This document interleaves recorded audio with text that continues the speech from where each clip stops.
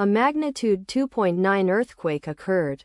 Sulawesi, Indonesia. 126 kilometers SE of Poso, Indonesia, or 158 kilometers NE of Palopo, Indonesia. On Monday, the 9th of June 2025, at 10 hours 21 minutes and 41 seconds local time. The quake had a depth of 10 kilometers and was not felt, or at least not reported so. Data source from EMSC. Did you feel it? Let us pray. May the earthquake that occurred not affect our brothers and sisters there.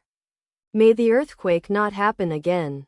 And may God protect everyone. Amen.